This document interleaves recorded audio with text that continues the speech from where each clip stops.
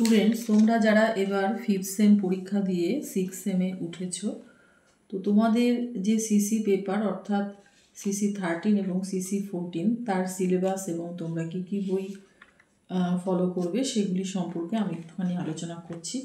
দেখো, তোমাদের 5th সেমে যে বই ছিল, মানে অন্নম ভট্টের যে তর্ক সংগ্রহ বই, তোমরা যে বইটাই কিনেছো আর কি সবাই, সেটার মধ্যেই তোমরা এবার সিসি 11 হিসেবে তোমরা পড়েছিলে, এবার তোমরা সিসি 13 হিসেবে সেই বইটাই পড়তে পারবে। সেই বইতেই সিসি 13-এর সম্পূর্ণ সিলেবাসও রয়েছে। তো তোমাদের আগে ছিল প্রত্যক্ষ পর্যন্ত, এখন তোমাদের রয়েছে প্রত্যক্ষের পরের যে চ্যাপ্টারটা, সেটা হচ্ছে অনুমান প্রমাণ। তো অনুমান প্রমাণের মধ্যে এখানে অনেকটাই রয়েছে, অনুমানের লক্ষণ ব্যাখ্যা, অনুমিতির লক্ষণ ব্যাখ্যা, তো তারপরে আরও অনেকটাই রয়েছে। তোমরা একটু দেখে নিও ভালো মতন, এখানে সব পরপর দেওয়া আছে। তো এইভাবে এই সিলেবাসটা অনেকটাই বড়, এখানে যা আছে তোমাদের সবই পড়তে হবে, ভীষণ ইম্পর্টেন্ট সিলেবাস চ্যাপ্টার। তো এবার রয়েছে যে চ্যাপ্টারটা, সেটা হচ্ছে তোমাদের পরবর্তী চ্যাপ্টারটা হেত্তাভাস।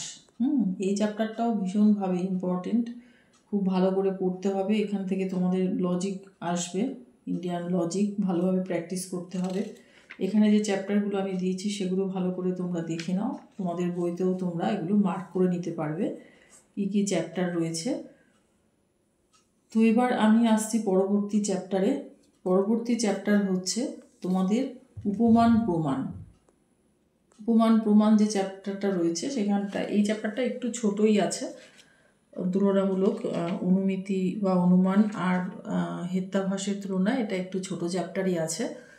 উপমান প্রমাণের এই চ্যাপ্টারে তোমাদের যা যা রয়েছে এখানে দেওয়া আছে, তোমরা ভালো করে দেখে নিও। আর এরপর আছে তোমাদের ওই যে, তোমাদের অনেকেই হয়তো তোমরা এর আগে ওই ফিলোসফি অফ ল্যাঙ্গুয়েজ পড়েছো, সেই পোর্শনটা যারা পড়েছে তাদের অনেক সুবিধা হবে। অনেক কোশ্চেনই তোমাদের এই পরের যে চ্যাপ্টারটা রয়েছে, যা আগে পড়েছো তোমরা ফিলোসফি অফ ল্যাঙ্গুয়েজে, এখানেও সেমই অনেক কোশ্চেন তোমরা কমন পেয়ে যাবে, মানে তোমাদের পড়া থাকবে অনেক কোশ্চেন। দেখো, এখানে তোমাদের রয়েছে যেমন এই যে তোমরা লক্ষণা পড়েছিলে বা শক্তি গ্রহ, এগুলো সবই রয়েছে। শক্তি গ্রহ, শব্দ প্রমাণ চ্যাপ্টারটাতে দেখো এই যে শক্তি গ্রহ রয়েছে, শক্তি গ্রহ, তারপরে তোমাদের রয়েছে শক্তি গ্রহের পরে রয়েছে এই যে লক্ষণা, লক্ষণার প্রকারভেদ রয়েছে, জহৎ লক্ষণা, তারপরে অজহৎ লক্ষণা, এগুলো সবই তোমরা এখন আবার পড়বে। গৌণীবৃত্তি, ব্যঞ্জনা, তারপরে হচ্ছে লক্ষণার বীজ, তাৎপর্য, তারপরে তোমাদের এই যে যোগ রূঢ়, যৌগিক রূঢ়, তারপরে হচ্ছে যৌগিক রূঢ়, রূঢ় শব্দ, এগুলো সবই তোমরা আবার পড়বে। এছাড়া আকাঙ্ক্ষা, যোগ্যতা, সান্নিধ্যে, এগুলো তোমরা পড়বে এবার। আর এছাড়া রয়েছে তোমাদের নেক্সট যে চ্যাপ্টারটা, সেটা হচ্ছে তোমাদের অর্থাপত্তি। অর্থাপত্তি এই চ্যাপ্টারটা তোমরা পড়বে। এই চ্যাপ্টারটা খুব একটা বড় নয়, ছোটই আছে। আর তারপরের চ্যাপ্টার হচ্ছে তোমাদের সত্য প্রামাণ্যবাদ ও পরত প্রামাণ্যবাদ, ঠিক আছে? এই চ্যাপ্টারটাও তোমরা পড়বে।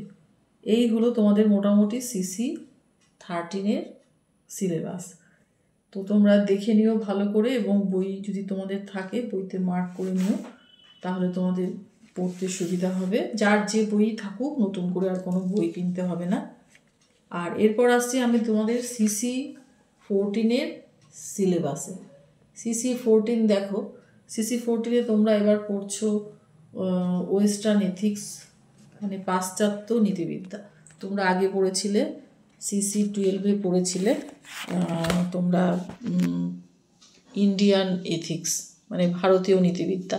এবার তোমরা পড়ছো পাশ্চাত্য নীতিবিদ্যা। পাশ্চাত্য নীতিবিদ্যার যে চ্যাপ্টারগুলো রয়েছে, সেখানে প্রথম যে চ্যাপ্টারটা রয়েছে নীতিবিদ্যার স্বরূপ ও পরিধি। এখানে অনেক কিছুই রয়েছে, অর্থ, সংজ্ঞা, যথোচিত, অনুচিত, ভালো মন্দ, এগুলো সমস্ত পড়তে হবে। তারপরে আলোচ্য বিষয় বা পরিধি, স্বরূপ, এগুলো ভালো করে পড়তে হবে। এখানে ডিটেলস দেওয়া আছে, তোমরা দেখে নিও। নৈতিক ক্রিয়া, অনৈতিক ক্রিয়া কী, তারপরে নৈতিক বিচারের স্বরূপ ও বিষয়বস্তু, এগুলো তোমাদের সবই আছে সিলেবাসের মধ্যে। তারপরে আছে তোমাদের এই যে নৈতিক বিচারের স্বীকার্য সত্য, এটা তোমাদের পড়তে হবে। এছাড়া রয়েছে ফলমুখী নৈতিকতা, নৈতিক মানদণ্ডরূপে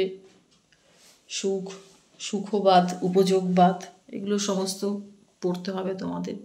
মনস্তাত্ত্বিক সুখবাদ, নৈতিক সুখবাদ, তারপরে বিভিন্ন পোর্শনগুলো তোমাদের এখানে ভালো করে পড়তে হবে। উপযোগবাদের মধ্যে বেনথাম আর মিলের যে উপযোগবাদ, সেটাও ভালো করে পড়তে হবে।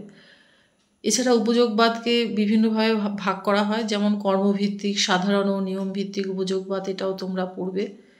এছাড়া আছে কান্টের যে বিচারবাদ বা কান্টের নৈতিক উপযোগবাদ, নৈতিক নীতি কর্তব্যবাদ, সেটা তোমরা পড়বে।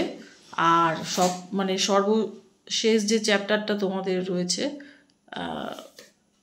তার আগে একটা অবশ্য চ্যাপ্টার রয়েছে এই যে কর্তব্যমুখী নৈতিক মতবাদ, এই চ্যাপ্টারটা তোমাদের পড়তে হবে, খুব ইম্পর্টেন্ট চ্যাপ্টার। এই যে এখানেই রয়েছে কান্টের নীতি কর্তব্যবাদ। কান্টের বিচারবাদ বলে তোমাদের এখন এই চ্যাপ্টারটা নেই। তো কর্তব্যমুখী নৈতিক মতবাদের মধ্যে কান্টের যে বিচারবাদ, এটা তোমরা পড়বে। এছাড়াও যে আরও পোর্শনগুলো রয়েছে সেগুলো তোমাদের পড়তে হবে। মোটমাট তোমাদের এই চ্যাপ্টারটা পুরোটাই রয়েছে কর্তব্যমুখী নৈতিক মতবাদ। আর সর্বশেষ যে চ্যাপ্টারটা রয়েছে সেটা হচ্ছে শাস্তি সংক্রান্ত বিভিন্ন মতবাদ। 3টে মতবাদ আছে এখানে, পড়তে হবে ভালো করে। প্রতিরোধাত্মক মতবাদ, সংশোধনাত্মক মতবাদ আর প্রতিশোধমূলক মতবাদ, এই হলো তোমাদের সিসি 14-এর সিলেবাস। তো এই বই তোমরা যেমন সিসি 12 হয়তো অনেকেই অনেক বই কিনেছো, বিভিন্ন রাইটারের আর কি, অনেকে হয়তো সমরেন্দ্র ভট্টাচার্য কিনেছো। সেই বইতে 2টো পোর্শনই থাকবে, অধিকাংশ বইতেই 2টো পোর্শন একসাথেই দেওয়া আছে। তোমরা একটু দেখে নিও। সিসি 14 হয়তো তোমাদের যেমন ইন্ডিয়ান এথিক্স তোমরা পড়েছো, তার সাথে সাথে তারপরেই রয়েছে ওয়েস্টার্ন এথিক্স, তাহলে আর তোমাদের নতুন করে কোনো বই কিনতে হবে না। আর যদি কেউ নতুন বই কিনতে চাও তাহলে কিনে নিও, যেমন সমরেন্দ্র ভট্টাচার্য রয়েছে, তারপরে দীক্ষিত গুপ্ত রয়েছে, এছাড়াও রয়েছে আরও বিভিন্ন রকম রাইটার রয়েছে। তো মোটামুটি এই 2টো বই বেশি ভালো, তোমরা কিনলে কিনতে পারো এই 2টো বই। তো এইভাবে তোমরা এখন পড়া শুরু করে দাও। অনেক দিন হয়েছে তোমরা 6 সেমে উঠেছো, আমার একটু দেরি হয়ে গেল তোমাদের সিলেবাসটা দিতে। তো পড়া শুরু করে দাও, এরপর সমস্ত ইম্পর্ট্যান্ট কোশ্চেনগুলো দিয়ে দেবো, সেইভাবে তোমরা রেডি হতে পারবে।